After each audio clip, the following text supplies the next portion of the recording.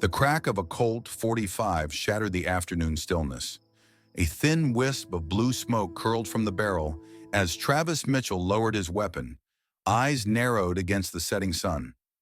The man who'd been holding a knife to Sarah Carter's throat crumpled to the ground, his own pistol unfired. "You all right, ma'am?" Travis asked, his voice like gravel over iron. Sarah nodded, her composure returning as quickly as it had fled. She was no stranger to danger, not after 3 years of running Eagle's Rest on her own, but today had nearly been her last. "Thank you, Mr. Mitchell," she managed, straightening her skirt with dignity, "though I expect there's more where he came from." Travis holstered his Colt, the worn leather holster custom-made to fit the weapon he'd carried since Antietam. His calloused fingers brushed the notches carved into the grip, not as trophies, but as reminders of the cost of survival. "Yes, ma'am, I expect there is," he replied, scanning the horizon with eyes that had seen too much death to be fooled by temporary victory. "And next time, they won't come alone." 12 hours earlier, a different kind of violence had descended on Frontier Ridge. Lightning split the sky like God's own judgment, striking the ancient oak beside Eagle's Rest with a thunderous crack. Sarah Carter stood on her porch, the wind whipping her chestnut hair across her face, watching in horror as sparks cascaded down the massive trunk. Within seconds, smoke began to rise from the base of the tree, perilously close to the hay barn. "Fire!" she shouted, her voice nearly lost in the howl of the storm. Without hesitation, she raced toward the well, nightdress plastered against her legs by the driving rain. The drought had left everything beneath the surface bone dry. Even this downpour wouldn't stop a fire if it caught. From the darkness, a tall figure emerged, running hard from the direction of the road. Sarah faltered, one hand reaching instinctively for the knife she no longer carried. "Get water," the stranger commanded. "I'll check the tree."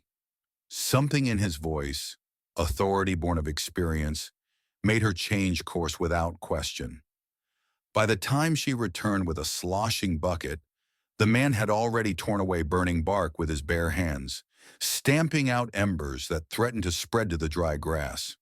Together they worked in silence until the danger passed, the rain becoming their ally rather than merely witness. Only then did Sarah take proper measure of her unexpected savior. Travis Mitchell stood 6'3", shoulders broad beneath his drenched coat, salt and pepper beard framing a face weathered by sun and hardship. At 45, he carried himself with the quiet confidence of a man who'd survived worse than any storm. Most in Frontier Ridge knew him only as the owner of Sunset Valley Ranch, 15,000 acres of the finest grazing land in the territory, and a man who preferred the company of cattle to people. Few knew he'd once been Captain Travis Mitchell, 18th Cavalry Regiment, Union Army. Even fewer knew what had happened at Whispering Pines in '63. "You're hurt," Sarah said, noticing how he favored his right hand. "It's nothing." He tucked the burned appendage into his coat pocket. "I have salve and bandages inside. Least I can offer for your help." Travis glanced toward the road, clearly calculating the remaining miles to his ranch against the worsening storm. Lightning flashed again, closer this time, deciding for him. "Much obliged." Inside Eagle's Rest, the parlor stood warm and welcoming, its modest furnishings meticulously maintained. A portrait hung above the fireplace, Jack Carter in his Union blues, eyes kind but resolute beneath his lieutenant's cap. Travis stared at the portrait while Sarah fetched her medical supplies, his jaw tightening imperceptibly. Recognition flickered across his face, quickly masked when she returned. "Your husband?" he asked unnecessarily. "Yes, Jack Carter. 3 years gone now." She took Travis's burned hand, cleaning it with practiced efficiency. "This needs attention. You're not one for half measures, are you, Mr. Mitchell?" A ghost of a smile touched his lips. "Not when something's worth saving." The simple truth of his words hung in the air between them, weighted with meaning neither fully grasped. Outside, thunder rolled across the valley like distant cannon fire, a sound that still sent shivers down Travis's spine 2 decades after Gettysburg. "Mama?" A young woman appeared on the staircase, dark hair falling in a braid over one shoulder. Emma Carter possessed her mother's determined jaw and her father's thoughtful eyes, a combination that made her both beautiful and formidable, even at 20. "Mr. Mitchell was passing by when lightning struck," Sarah explained. "He helped prevent a fire from spreading to the barn." Emma descended the final steps, her posture straightening subtly as she recognized their visitor. Most unmarried women in Frontier Ridge knew Travis Mitchell by reputation, wealthy, widowed, and wanted by every matchmaking mother in the territory. "That was fortunate," Emma said, studying him with unconcealed interest. "Thank you," Travis nodded uncomfortably. "Anyone would have done the same." "Perhaps," Emma replied with a knowing smile, "but it was you who did." The storm began to ease and Travis took his leave, vanishing into the night as suddenly as he had appeared. Sarah closed the door, turning to find Emma watching her with an unreadable expression. "He's not what I expected," Emma said thoughtfully. Sarah moved past her daughter toward the stairs. "It's late. We should both get some sleep." "It's the anniversary, isn't it? Of Papa's death?" Sarah paused, one foot on the first step. "Yes." Alone in her bedroom, Sarah opened the bottom drawer of her writing desk, removing a wooden box worn smooth by years of handling. Inside lay a stack of letters bound with faded blue ribbon, Jack's letters from the war. On top sat a single envelope, yellowed with age, still sealed. Unlike the others, this hadn't been sent by Jack, but to him. It had arrived 3 days before his death, postmarked from Denver. Some nights she was tempted to open it, to finally discover what words had preceded her husband's descent into darkness. What had driven Jack Carter, decorated war hero and loving husband, to put his service revolver to his temple on a cold October morning. But tonight, as always, she simply touched the envelope briefly before returning it to the box. Some truths were better left buried, she had decided long ago, like Jack himself, resting beneath the windswept Wyoming soil. Sunday morning found Frontier Ridge buzzing with unusual activity. The Methodist Church stood packed with townsfolk and ranchers alike, drawn by something more compelling than Pastor Wilson's sermon. Standing at the back, near the door, Travis Mitchell scanned the crowd with instinctive wariness, his tall frame rigid in his Sunday suit. His son Michael noticed the tension immediately. At 25, Michael had inherited his father's height and keen eyes, but his mother's easy charm. 4 years in the federal marshal's office had taught him to read danger before it announced itself. "Something's wrong," Michael murmured, hand resting casually near his concealed Remington Derringer. Travis nodded almost imperceptibly. "Strangers in town, 20, maybe more. Winchester rifles under their coats, Remington revolvers, professional hardware." Michael had seen them too, hard men with cold eyes clustered outside the saloon when they'd ridden in. "Railroad men. Something worse." Pastor Wilson's sermon ended, and the congregation spilled into the churchyard. The atmosphere shifted palpably as a well-dressed gentleman approached the church steps.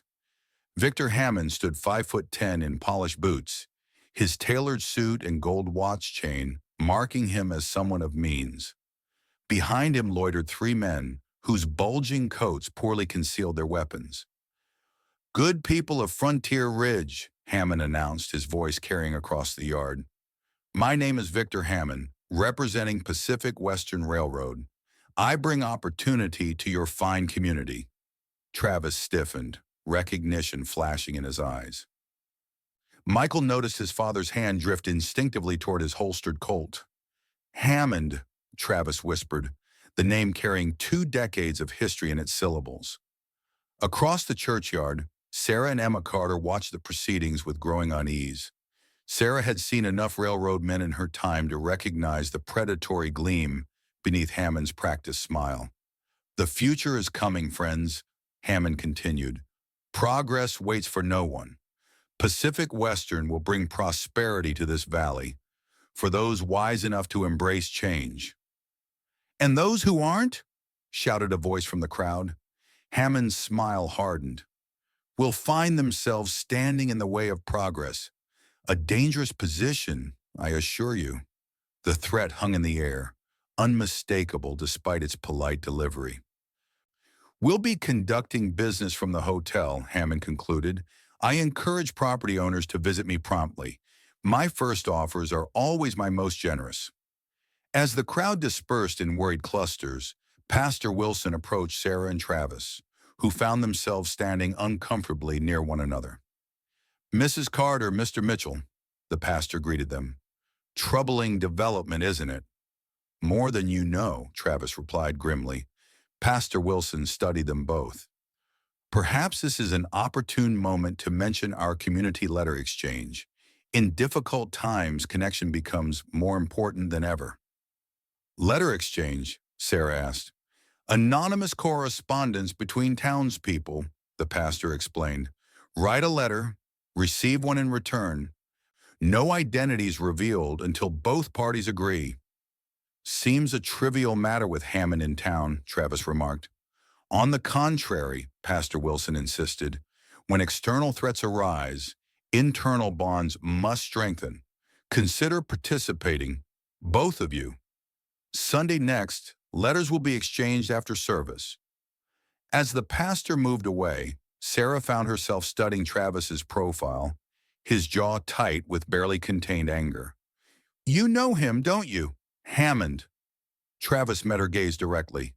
"Sergeant Victor Snake Eyes Hammond, special operations during the war, known for getting results by any means necessary. And now he wants our land." "No, Mrs. Carter, he wants something else entirely." Before she could question him further, Michael approached, leading their horses. The younger Mitchell nodded respectfully to Sarah and Emma. "Mrs. Carter, Miss Emma, good day to you both." Emma returned his greeting with unusual warmth. "Mr. Mitchell, will you be helping with the Founders' Day preparations this week?" "If time permits," Michael replied, "though I suspect we'll have other concerns." "Indeed," Emma said. "These railroad men seem persistent." Michael's eyes hardened. "They haven't met Wyoming persistence yet." As Travis and Michael rode out of town, hammers were already pounding at the hotel, Hammond's men converting rooms into a makeshift headquarters. The sound echoed across Frontier Ridge like a clock counting down to confrontation. By Wednesday, Hammond's intentions became brutally clear. The Anderson place, 2 miles east of town, stood in smoking ruins. The family had escaped with their lives and little else after refusing Hammond's generous offer. Travis surveyed the destruction from horseback, Winchester rifle across his saddle. Beside him, Michael cataloged details with a lawman's precision. "Coal oil on the barn," Michael noted. "Professional work." Travis nodded. "Hammond setting examples.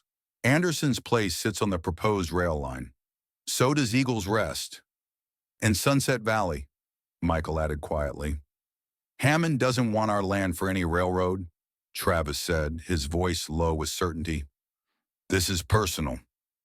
That evening, Travis cleaned his Colt 45 with methodical precision at his desk, the lamplight gleaming on steel components arranged in perfect order. Michael entered the study, dropping a sealed envelope before his father. "From Pastor Wilson's letter exchange. Thought you might participate." Travis raised an eyebrow. "With Hammond burning homesteads?" "Perhaps especially then." Michael hesitated. "You've been alone too long, Father." After Michael left, Travis stared at the envelope. With reluctance born of decades of solitude, he opened it and began to read. "Dear friend, I find myself at a crossroads familiar to many in our frontier community, the intersection of duty and longing.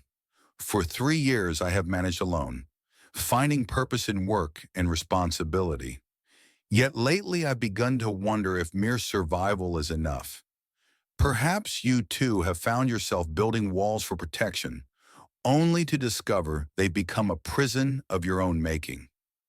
Perhaps you too know the weight of smiling for the world while carrying grief like a stone in your chest. I write not seeking pity, but connection. In a territory where self-reliance is valued above all, it takes courage to admit we might need more than our own company. With respect, Sarah Carter Travis read the letter twice, something stirring within him that had been dormant for years. He pulled paper from his desk drawer and, after long moments of consideration, began to write. Unknown to Travis at that very moment, Emma Carter sat in her bedroom, smiling as she sealed an envelope addressed with her mother's name, containing words she had written herself, imagining what her mother might say if she could break free from grief's paralysis. Across town, Michael Mitchell did the same, crafting a letter signed with his father's name, attempting to capture the man he knew his father could be, if only he would let himself live again. The following day, chaos erupted in town. Travis had gone to speak with Sheriff Benton about Hammond when gunshots echoed from the direction of the general store. Without hesitation, he drew his Colt and ran toward the commotion. Two of Hammond's men had cornered Emma Carter behind the store, their intentions clear in their leering faces. One already sported a bloody nose from Emma's resistance.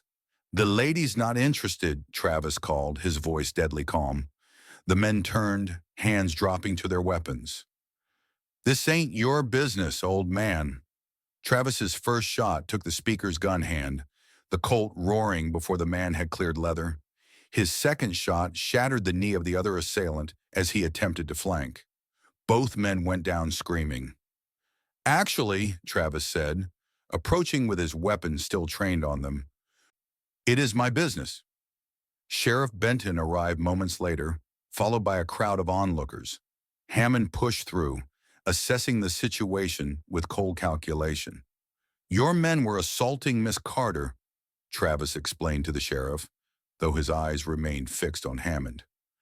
"I merely educated them on frontier manners." Hammond's face hardened. "These are dangerous times, Mitchell. Accidents happen. To ranches, to boarding houses, to daughters."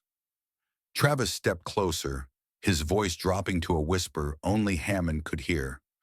"I know who you are, Sergeant, and what you did at Whispering Pines." "Interesting," Hammond replied, matching his tone. "I was about to say the same to you, Captain. I wonder if the good people of Frontier Ridge know they harbor a man responsible for the deaths of his own men." Their eyes locked in mutual recognition, two predators measuring each other across a battlefield 2 decades removed. "1 week," Hammond announced more loudly. "1 week for property owners to accept my offers. After that," he glanced meaningfully at his wounded men, "no more negotiations." That evening, Michael found Emma waiting on the road between their properties, her horse dancing nervously beneath her. "I wanted to thank your father," she explained, "for his intervention today." Michael studied her in the fading light. "Those men could have killed you. Yet here I stand."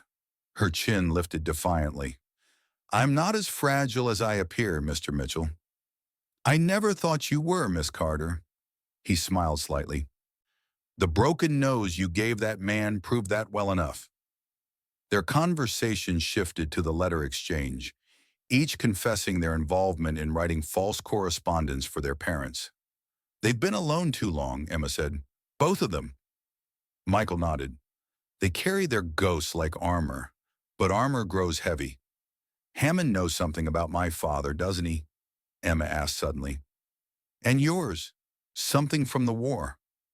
Michael's expression darkened. "I believe so.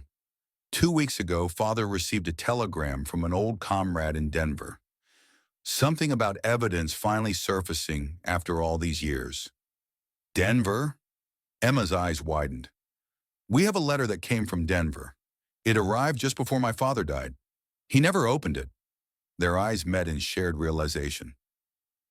Whatever connected their fathers in the past had resurfaced recently, and Hammond had returned to bury it permanently.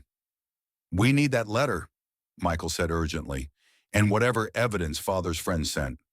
Together, they formed a plan to uncover the truth before Hammond's deadline expired. 3 days later, Travis found Sarah Carter on his doorstep, her face pale but determined. "Mr. Mitchell," she said without preamble, "we need to talk about Whispering Pines." He stiffened, then stepped aside to let her enter.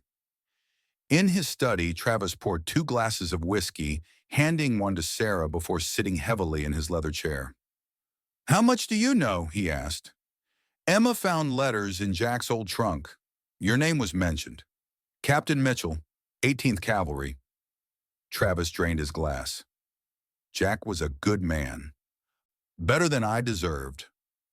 "He was a lieutenant under your command," Sarah continued, "at Whispering Pines. There was an ambush. You ordered a retreat." "I ordered him to retreat," Travis corrected, his voice hollow with old pain. "He refused. Went back for the wounded. Hammond was there too. Sergeant Victor Hammond, Special Operations.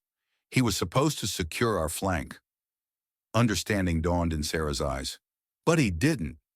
"No, he sold information to the Confederates, positioned our men perfectly for slaughter." Travis refilled his glass with a shaking hand. "I couldn't prove it. Hammond disappeared after, presumed dead until 2 weeks ago, when I received a package from Denver. Colonel James Whitaker finally found evidence. Hammond's bank records showing Confederate gold deposits. I sent a coded message to Jack when I learned he'd settled here, but I was too late." "The sealed letter," Sarah whispered, "the one that came before Jack died." Travis nodded grimly. Hammond must have tracked it, realized Jack might have evidence against him. Jack's suicide was too convenient. "Hammond murdered him," Sarah's voice broke. "Made it look self-inflicted?" "Hammond was special operations, Sarah, trained to kill without leaving traces. And now he's back, afraid the truth might surface. And now he's here, for revenge? For silencing. Hammond's made a fortune selling land to railroads. If his war crimes became public..." A commotion outside interrupted them. Michael burst through the door, his face ashen. "They've taken Emma." The note was crude but direct. "Sunset Valley and Eagles Rest for the girl. Noon tomorrow. Carson Mine. Bring the Denver package." Travis checked his Winchester for the 3rd time, the familiar ritual calming his mind as he prepared for battle. He loaded the rifle with specialized brass cartridges, his own design, with a slightly modified bullet tip that improved accuracy at range. Beside him, Michael loaded shotguns, while Sarah examined her husband's old service revolver. 20 men, Michael reported, holed up at the abandoned Carson Mine, 2 guards at each entrance, the rest inside with Hammond and Emma. "The main entrance is a death trap," Travis said, spreading a hand-drawn map on the table. "But the southern ventilation shaft connects to the lower tunnels. Not on any official mine documents. I found it hunting last season." Sarah looked up sharply. "We need a diversion at the main entrance." "And something more," Travis replied. "We need everyone to know the truth about Hammond." That night, Sarah finally opened the sealed letter that had haunted her for 3 years. Inside was a military cipher and a brief note in Travis's handwriting. Evidence against Hammond. Account ledgers show Confederate payments. Whispering Pines wasn't your fault. Denver Bank Vault number 712 holds originals. Be careful. TM. Jack couldn't destroy it, she whispered. Couldn't live with it either. And Hammond killed him for it. By dawn, Travis had assembled 12 men, ranchers and townspeople who'd already felt Hammond's negotiations. Each man carried a rifle and 20 rounds of ammunition. Pastor Wilson surprised them all by arriving with a shotgun in grim determination. "The good Lord helps those who help themselves," the pastor explained simply. Sheriff Benton provided detailed layouts of the Carson Mine, marking ammunition caches and potential ambush points. Their plan was dangerous but direct. While Sarah approached Hammond under flag of truce with an offer to sign over Eagle's Rest, Travis and Michael would lead the others through the abandoned ventilation shaft. "We go in quiet," Travis instructed. "Winchester rifles with cloth-wrapped actions to muffle the sound. Hand signals only. Hammond's men will be expecting an assault from the main entrance. We hit them from below and behind." As noon approached, Hammond stood waiting at the mine entrance. Emma bound beside him, a bruise darkening her cheek. 20 armed men formed a perimeter around them. "Mrs. Carter," Hammond called as Sarah approached alone. "I see wisdom has prevailed." "Where's Mitchell?" he added suspiciously. "Gone," Sarah replied coldly. "Left for Cheyenne this morning. Said this was my fight, not his." Hammond laughed. "The great Captain Mitchell, abandoning a woman and child?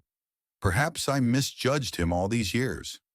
"Perhaps we all did," Sarah said, dismounting carefully, deed papers visible in her hand. "Now my daughter for these papers." "Papers first," Hammond insisted. Sarah stepped forward, documents extended. As Hammond reached for them, she withdrew a second paper, the cipher from Jack's letter.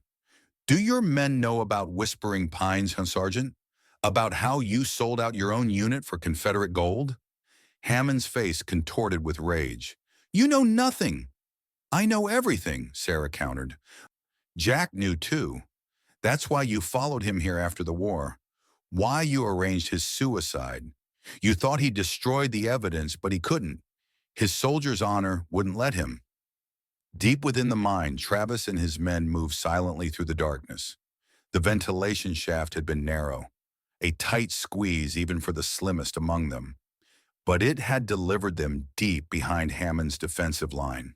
They encountered two guards in the lower tunnel, whom Michael dispatched with silent efficiency, using the fighting techniques he'd learned in the marshal's office.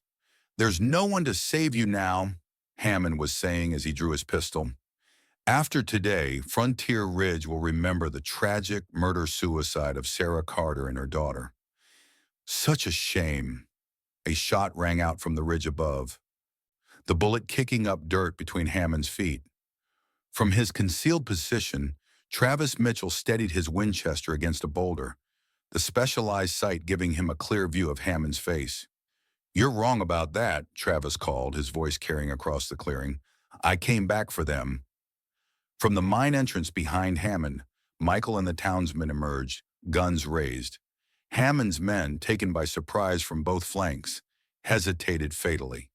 The first volley from Travis's makeshift army dropped 5 men before they could level their weapons. "Take cover!" Michael shouted to Sarah, who had already pulled Emma behind an abandoned ore cart. The battle erupted in earnest. Travis worked his Winchester with mechanical precision, each shot finding its mark. 3 more of Hammond's men fell as they tried to flank the townsmen.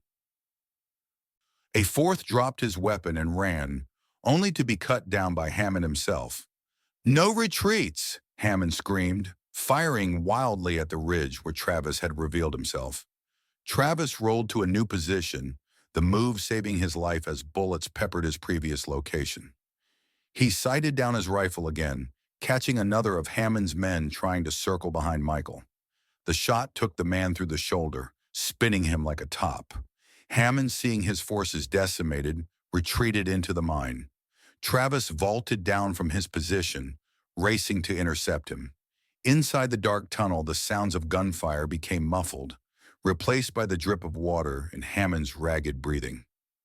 "It's over, Hammond," Travis called, moving cautiously through the shadows, Colt drawn. "Your men are defeated. The whole town knows what you did." "It's never over, Mitchell." Hammond's voice echoed from somewhere ahead. "You think this changes anything? I own judges, politicians. Your word against mine." "Not anymore."